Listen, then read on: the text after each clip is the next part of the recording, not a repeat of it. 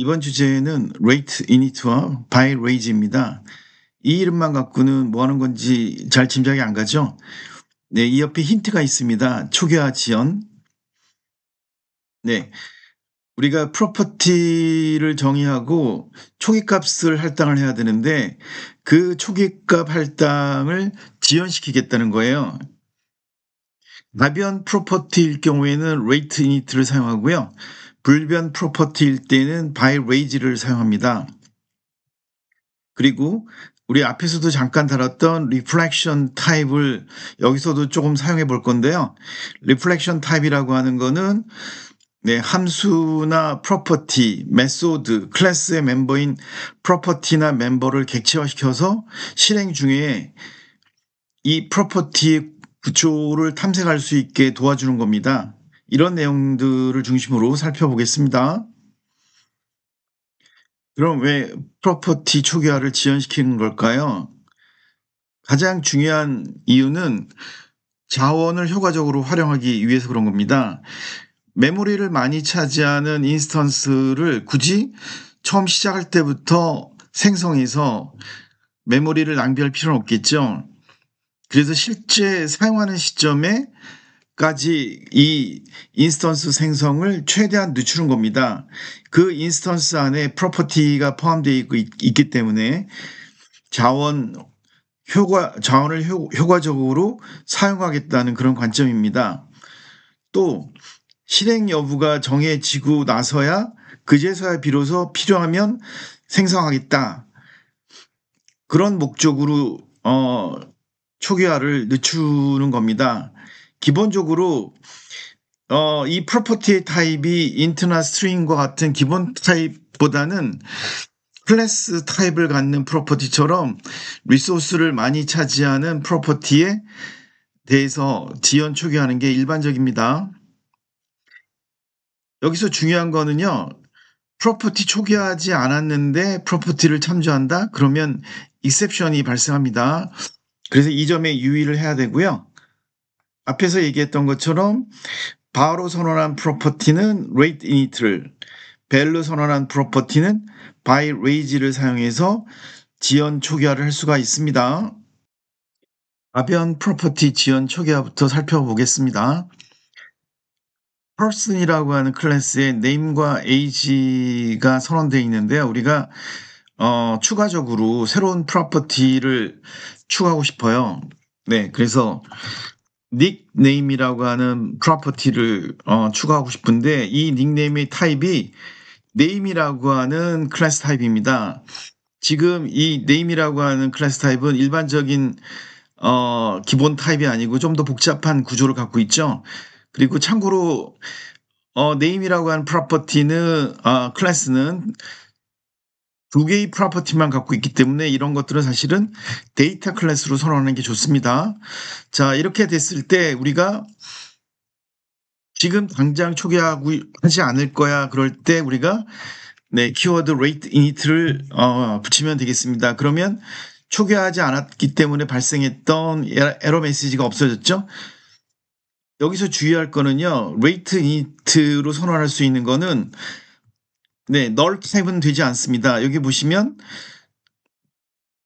nullable upper bound 이런 표현이 나오는데요. not null property여야 된다라는 거예요. 그래서 이와 같은 nullable 타입은 rate init를 사용할 수가 없고요. rate init로 선언했는데 이와 같이 초기화시킨다? 이것도 안 되는 겁니다. 그래서 말 그대로 이 프로퍼티를 선언하고 초기화하지 않아야 되는 거예요.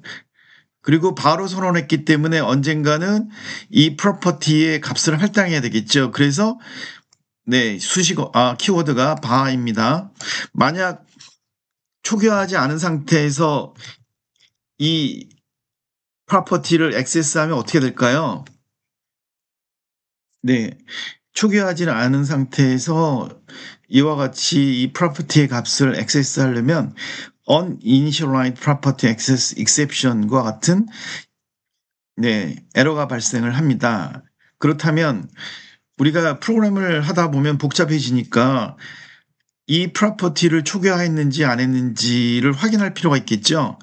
그걸 위해서 우리 간단한 멤버 함수를 추가하겠습니다. is initialize라고 하는 멤버 함수를 하나 추가하고요.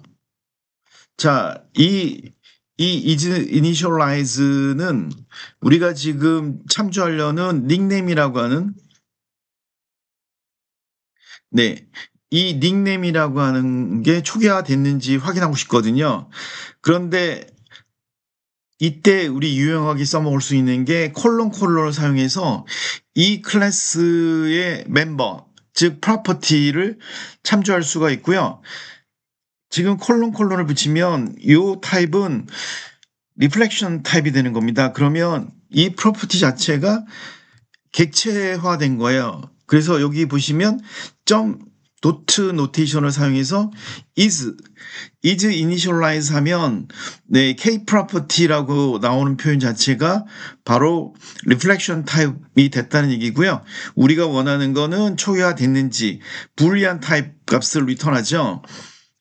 자, 이거를 사용해서 우리 코드를 좀 더 효과적으로 구현해 보겠습니다. is initialize에서 만약 초기화를 시켰으면 우리가 원했던 이 값을 출력하면 되고, 그렇지 않다면 우리가 println not initialized yet 이런 식으로 메시지를 출력하면 되겠습니다. 실행시켜서 확인을 해볼까요? 아직 초기화시키지 않았기 때문에 당연히 이 메시지가 나오고 익셉션은 발생하지 않겠죠? 그렇다면 우리가 이제 이 닉네임의 값을 하고 나서 어떤 결과가 나오는지를 확인해 보겠습니다. 우리 지금 옛날에 닉네임은 슈퍼소닉이었는데 새로운 닉네임은 다람쥐로 바꿨고요. 그래서 우리 킴점 닉네임에 이제 닉이라고 하는 값을 할당을 했습니다. 그러면 초기화가 된 거죠. 우리가 rate init로 선언했고 우리가 바로 선언했기 때문에 이 시점에서 새로운 값을 할당할 수가 있는 거고요. 이렇게 초기화를 시키고 나면 이제 우리가 원했던 그런 값을 볼 수가 있고요. 지금은 그냥 출력했고요. 좀 더 구체적으로 new 닉네임만 출력할 수 있도록 이렇게 지정을 해 보도록 하겠습니다.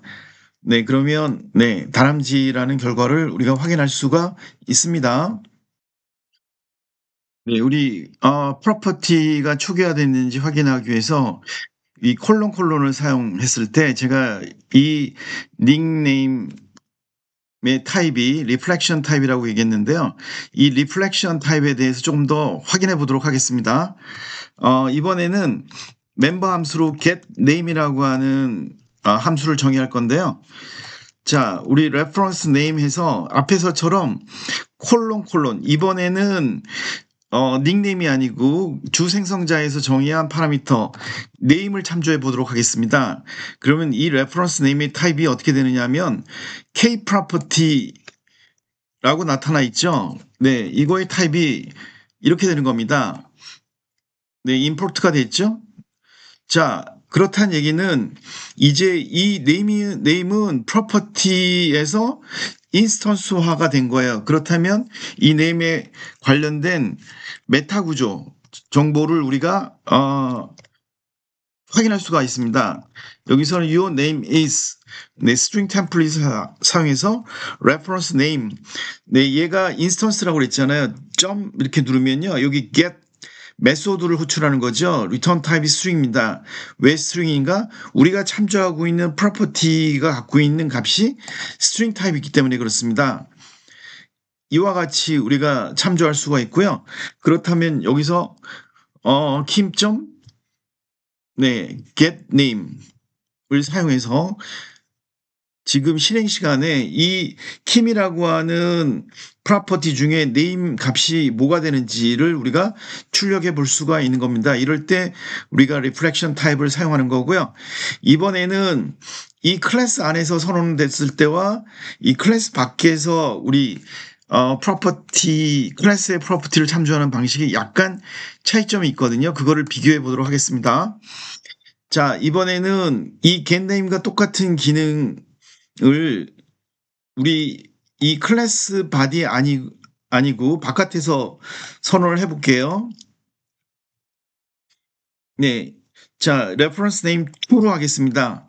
그러면 지금 이 바깥에서 name이라고 하는 프로퍼티를 참조하려고 했더니 어느 클래스에 속한 프로퍼티인지를 지정을 해 줘야죠. 그래서 바깥에서 참조할 때는 클래스 프로퍼티 이와 같은 식으로 참조를 해야 됩니다. 그러면 이 reference name 2의 타입은 아까는 K 프로퍼티 0이었지만 이제는 이 클래스 이름까지 포함해서 K 프로퍼티 1로 바뀌게 됩니다. 그죠? 그런 차이점이 있고요. 두 번째 차이점은 이렇게 참조한 이 reference name 2로 하면 되겠고요. 이렇게 했을 때 이 클래스 바디 안에서는 get을 했을 때 파라미터가 없었지만 이 클래스 바디 바깥에서 이 get을 호출하게 되면 파라미터가 필요해요. 리시버 객체가 필요한 겁니다. 누구에 대한 프로퍼티, 네임 프로퍼티를 참조하라는 거냐? 여기서는 수신자 객체가 클래스 안으로는 전달되지만 이 바깥에서는 수신자 객체가 없죠. 그래서 여기 수신자 객체가 킴이 되는 거죠. 이와 같이 사용해야지만 우리가 원하는 결과를 얻을 수가 있습니다. 리플렉션 타입은 자주 사용하지는 않지만 그래도 어떻게 활용되는지는 여러분들이 정확하게 알고 있을 필요가 있습니다. 이번 주제는 바이레이지 불변 프로퍼티 지연 초기화입니다. 즉 키워드 밸로 선언한 이와 같은 프로퍼티에 대한 지연 초기화이거든요. 자, 이거는 우리 전역 상수 선언할 때도 얘를 봤던 건데요. 자, 여기 지금 메인 함수 안에 앞에 많은 코드가 있다고 가정해 보고요. 이 시점에서 우리가 이 파이라고 하는 이 전역 변수 값을 사용한다고 생각을 해 보시죠. 그렇다면 이와 같이 우리가 이 파이의 초기 값을 이렇게 직접 할당할 수도 있지만 물론 이 지금 전역 변수 자체는 프로퍼티입니다. 앞에서 여러 차례 설명했죠? 프로퍼티입니다. 자, 그렇다면 이거를 우리가 불변 프로퍼티 초기화로 바꾸려면 어떻게 하면 되느냐? by raise라고 하고요. 그 다음에 이 람다식 안에 이 파이에 대한 초기 값을 이렇게 할당하는 겁니다. 그러면 아까는 우리 초기값 할당한 다음에 계속해서 사용을 했지만 이제는 이 파이가 지금 사용되는 그 시점에 초기값이 그때 할당되는 거예요. 여기 쓰면 이 시점에서 초기화가 이루어지는 겁니다. 그리고 밸로 선언했기 때문에 이 값이 바뀌는 건 아니죠. 그러니까 이 값은 캐시에 저장이 되는 겁니다. 그렇다면 이렇게 두 번째 호출될 때는 또 초기화가 이루어지는 건 아니고요. 캐시에 저장된 값을 단순히 읽어오기만 하는 겁니다. 그게 바로 불변 프로퍼티 초기화이고요. 자, 여기 raise라는 함수에 커서를 가져다 놓으면 이 raise 함수 안에는 함수 타입이 있죠. 람다식이 있습니다. 그래서 우리가 이 괄호 바깥으로 옮겨 놓은 거고요. 이 3.14라고 하는 값을 이 파이가 처음 사용되는 시점에서 초기화가 그때 저장되는 거고요. 그 초기화된 값은 캐시에 저장돼서 다음번에 호출할 때는 캐시에 저장된 값을 가져오게 되는 겁니다. 이 raise 앞에 이 by라고 하는 키워드에 주목할 필요가 있는데요. 이거는 이제 위임이라고 해서 우리 다음 강의 주제가 바로 위임, 델리게이션입니다. 그때 좀 더 자세하게 설명하겠습니다. 자, raise 다음에 람다식 블락이 있기 때문에 이 프로파일에 할당되는 값이 할당되는 거예요. print line이라는 문장도 있지만 실제로는 user profile이라는 값이 할당이 되는 겁니다. 그럼 앞에서 설명한 것처럼 우리 print line 이제서 유저 프로파일이라고 이렇게 액세스를 하게 되면 그제서야 초기화가 되는 거고요. 이 값이 네, 캐시에 저장돼 있어서 한 번 더 프로파일을 호출하게 되면 이때는 캐시에 저장된 값을 우리가 가져오게 되는 겁니다. 그게 바로 불변 프로퍼티 초기화가 되겠습니다. 자, 우리 프로퍼티의 지연 초기화는 벨로 선언했느냐 바로 선언했느냐에 따라서 내 사용 방법에 차이점이 있다. 그 점을 기억하시면 좋겠습니다.